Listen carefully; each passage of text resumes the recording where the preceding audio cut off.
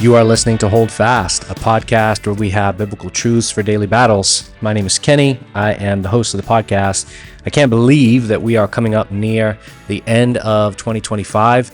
There are parts of this year that have just really flown by. I know that we say that pretty often, but I personally felt like the beginning of the year drug on a little bit, and then it just like sped up and went into warp speed, especially since September.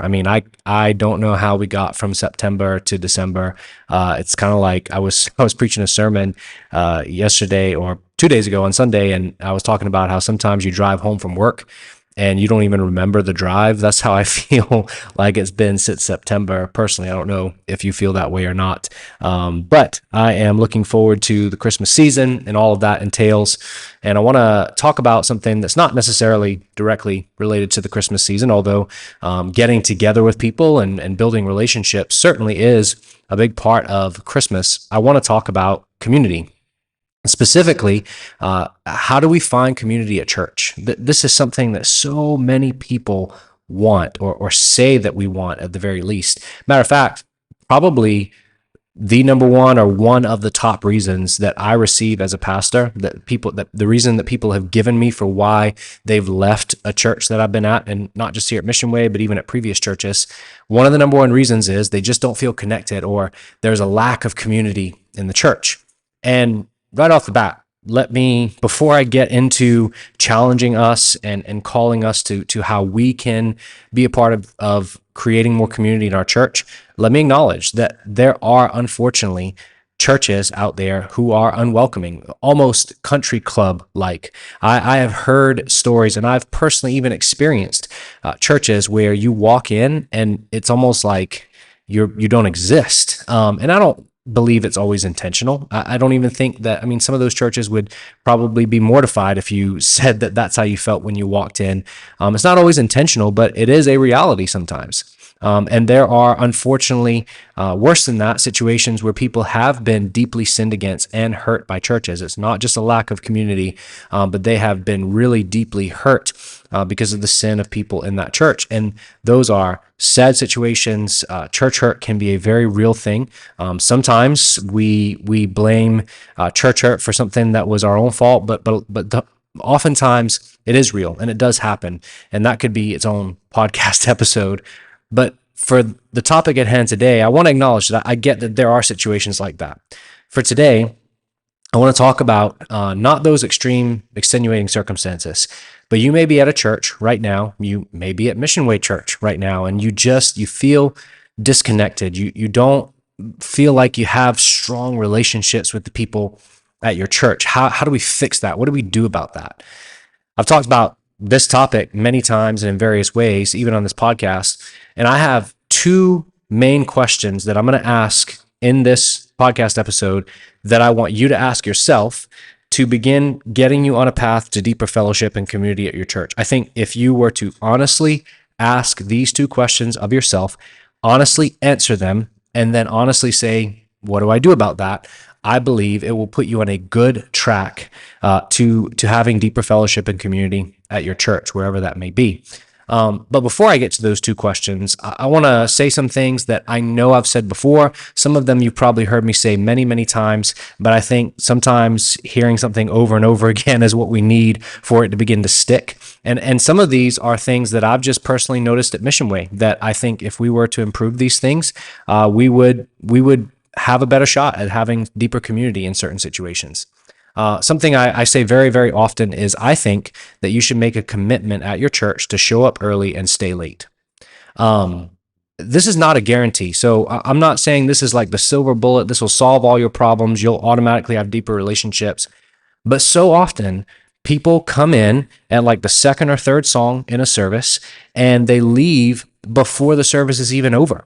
I have seen this happen often where they walk in. Sometimes I've seen people walk in even as I'm beginning to preach, which at that point is like 20, 25, 30 sometimes minutes into the service. And then sometimes some of those same people who walked in at that point walk out before the closing prayer. And I'm just here to tell you, you're not going to be able to build community that way. This is not going to happen.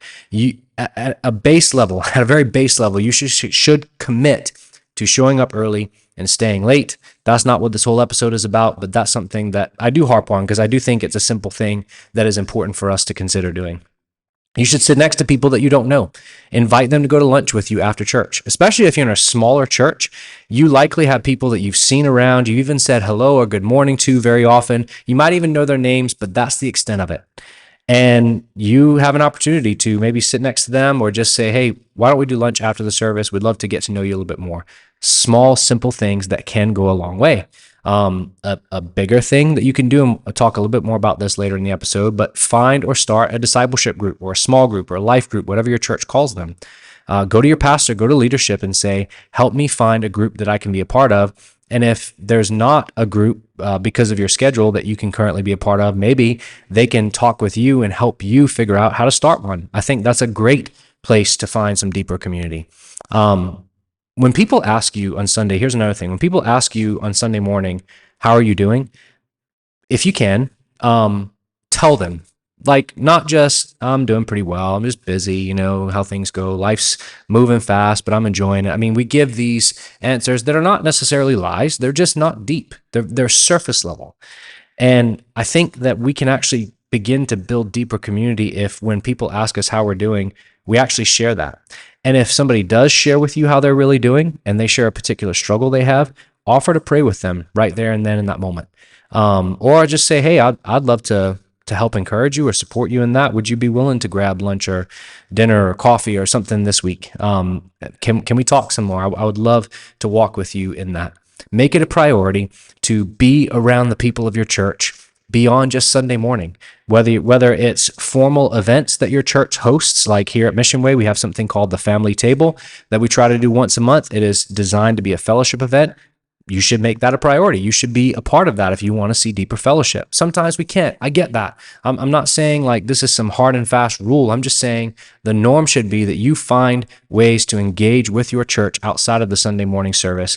Sunday morning service is foundational and important and something that we should make an absolute priority, but you can deepen your community by being a part of the other events that your church does as well. If the only time the people of your church see you, the only time they see you or hear from you is on Sunday morning, you don't have as many opportunities for community. And I think we should prioritize that a little bit more. And here's the last thing before I get into the two questions.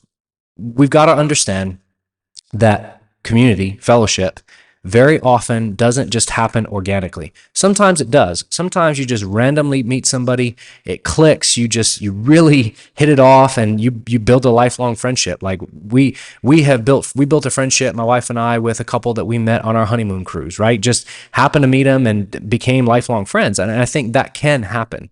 But that's not always the case. I would say that most often it doesn't just happen that way. It takes effort. It takes time.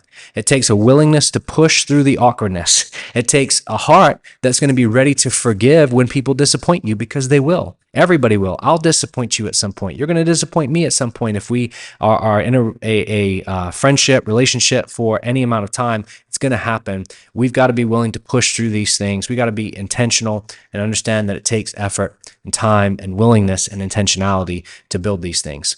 I could give a lot more, but that was just something that I wanted to kind of start this episode off with as some quick tips, if you will, for things that some of these things are really easy to do. Some of these things you can do tomorrow. You can do next Sunday. And then some of them might take a little bit more time, but we need to be willing to put in the effort if we want to see community. So here's the two questions that I believe that you need to ask yourself that will begin to get you on the path to deeper fellowship and community. The first question is, what kind of community am I looking for? What kind of community am I looking for? This is a very important question, because I would say that the church, the Big C church, but also your local church, is not here primarily to fill your social calendar. The church should do life together, but it's not your local church's job, the leadership of your local church's job, to make sure that your social life is all planned out for you. If you are going to a church because you think, if I join this church, there'll be all these events that I can be a part of, and I'll meet friends and I'll have a good time and my social life will be planned out, you're missing the point. Are you looking for the kind of community that you can get at your local CrossFit gym? Because you can get a form of community at a CrossFit gym or being on a sports team. Like you can find aspects of community and friendships and relationships outside of the church. So is the community that you desire something that you can just find outside the church? Because the church has a unique kind of community and fellowship that I don't believe you can find anywhere else. It is a community that is centered on Christ and focused on discipleship. I'm not saying you can't find that at all anywhere else, but I think the church should be the primary place we find this kind of community, a community that is centered on Christ and focused on discipleship. And yes, we'll do life together. We'll have events. We'll have fun. I think that's great. But the purpose is we are centered on Christ and we are focused on discipleship. If you find yourself upset that your church, for example, doesn't do men's retreats, and you really wish there were men's retreats where you could go on hunting or fishing trips with other men in the church, or if you're a lady and you wish that your church did like painting classes more often because you really enjoy that and you enjoy being around other ladies, that's fine if the church does that. But you can do those events in other contexts too. And again, churches should find ways to get our members together and organize these things. But the church is not just here to give you hobbies and interests, right? We are here to get your focus on Christ. Not that those things are bad or that the church is not supposed to be a place where we can have events and enjoy life. We should. But I'm asking, what are you truly looking for at the end of the day? Really ask yourself this question. What kind of community am I looking for? Because you might be frustrated if you're after social connections and your church is focused on getting you into discipleship relationships. When you show up on Sunday mornings and you try to build relationships with people, is it because you want a friend to go to the game with? Or is it because you want a brother or sister in Christ who's going to sharpen you like iron, disciple you, and make you more like Christ? You might get frustrated if you're looking for a different kind of community than your church is focused on offering. People will say a lot, I want the kind of fellowship that the early church had, right? Like in the book of Acts, when the church started out, they were sharing life together and they were doing all these things. Yes, they were. But have you read the kind of community that they had in Acts chapter 2? Let me read it for you. Acts chapter 2, verses 42 through 47 says, they devoted themselves to the apostles' teaching, to the fellowship, to the breaking of bread, which many theologians and commentators believe that's centered on communion, the Lord's Supper, and the prayers. And awe came upon every soul. Many wonders and signs were being done through the apostles, and all who believed were together and had all things in common. They were selling their possessions and belongings and distributing the proceeds to all as any had need. And day by day, attending the temple together and breaking bread in their homes, they received their food with glad and generous hearts, praising God and having favor with all the people. And the Lord added to their number day by day those who were being saved.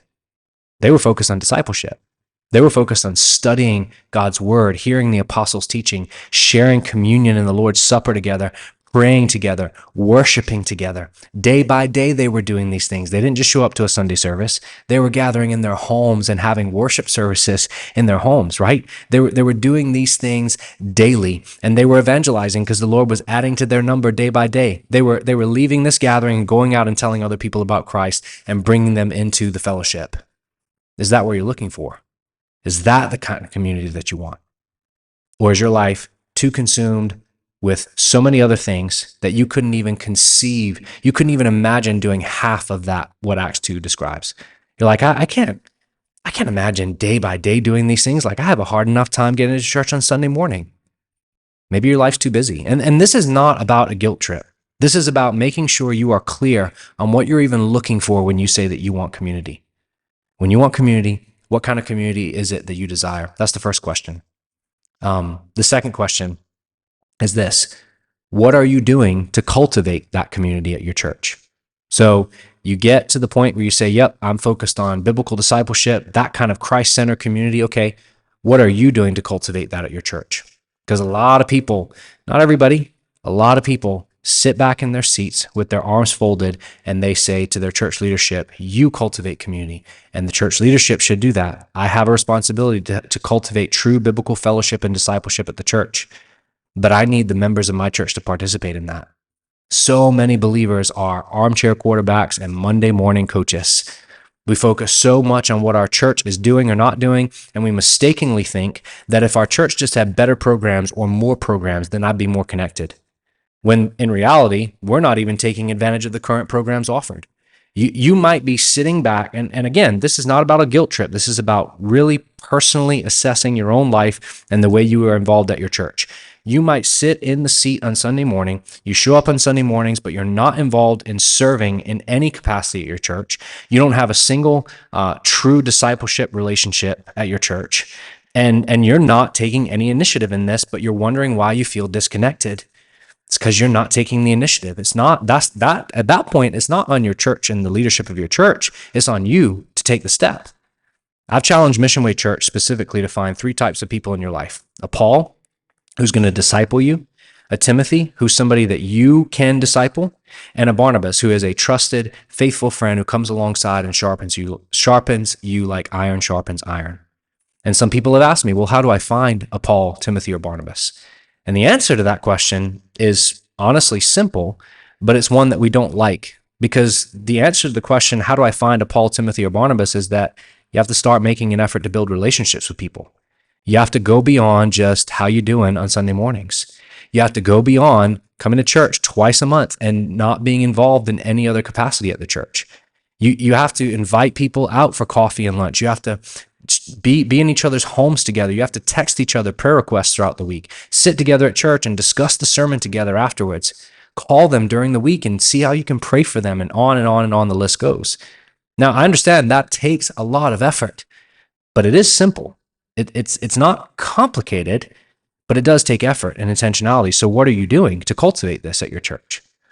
I've known people who complain about their church lacking community, but they show up twice a month. They're in late and out early. They never participate in other church activities, and they wonder why they're not connected. And that's an extreme example. I don't think that describes the vast majority of people necessarily, but I think many of us find ourselves somewhere along that gauge of lack of effort in trying to cultivate this kind of community in our church. Can I suggest one of the best ways to ensure that you can put in the effort to build community at your church? One of the best ways you can begin to put forth effort in building community at your church is to make your church family your number one priority on your calendar after Jesus and your own family. Okay? Your relationship with Christ comes first. Then you have a priority to your family, especially if you're married with kids. But then after that, it should be your church family. And I understand this is a different way of thinking, because we have so many different groups of people that we're involved with. We have maybe a gym community that we're focused on, or maybe the people at our job that we really like to spend time with. Maybe our kids are in a sports league together and we do a lot of stuff together that way. Maybe it's the people in your neighborhood. All those are good things. But if you look at your weekly schedule and you find yourself spending time with and building relationships with all sorts of people outside of your church, and little to no time with the people in your church, that might be the source of your frustration. It may be that it's time for a calendar realignment to actually begin to prioritize and make time for the people and ministries of your church. Because joining a church is not just about deciding where to go on Sundays. It is a people and a family that you are joining yourself to and covenanting with. Instead of just suggesting to the leadership in your church how they can improve community at the church, offer to be part of the solution. Offer to lead a group. Join the Connect team. Serve in kids ministry. You'll often find that serving alongside of other people helps cultivate these relationships. So I think if you just begin to ask these 2 questions, it's going to begin to put you on the right path to developing deeper fellowship and community with people in your church. Ask yourself, here are the 2 questions again. What kind of community am I looking for? And again, the kind of community we should be looking for in the church is a Christ-centered, discipleship-driven community. And then once you figure out what kind of community you're looking for and you're looking for the right kind, then what am I doing to cultivate that at my church, in my own life, but at my church too? How am I a part of the solution to the lack of community at my church? Can I truly say that I'm doing everything that I can to make my church family a priority and to make sure that community and discipleship really is happening at my church? So I know that this is a pretty it causes you to look really inward, this episode, like it's something that's personally challenging, and I hope that it is, because it has been for me in many ways. I pray that this is an episode that can prompt some of you to maybe ask some of these questions to yourself that you've not really thought about before, to ask yourself, really, what do I need to do? And that out of this episode, you come up with some clear next steps as to what you can do at your church to cultivate this kind of deep fellowship and discipleship and community, wherever it is that God has placed you. And my prayer is that this kind of community begins to happen more and more and more at MissionWay. I'm likely going to be talking about the topic of community a little bit more on the podcast, because at MissionWay, we're going to be launching some discipleship groups in just a little bit. And so as that approaches, I'm going to talk more about this and how to cultivate that, maybe even talk specifically about discipleship groups themselves and how to do that well. So if you're interested in that, stay tuned to the podcast, subscribe, share this with somebody that you think would benefit from that. And I hope, as always, this has been encouraging and challenging and is only helping you to fight the daily battles with biblical truths that we're facing. And I think it is a daily battle to have community and fellowship with people in our church. So it's a beautiful battle and it's a worthwhile battle, but it is something that takes effort. It is something that takes intentionality. Thanks as always for listening to Hold Fast. Lord willing, I'll be back again next week with another episode. God bless.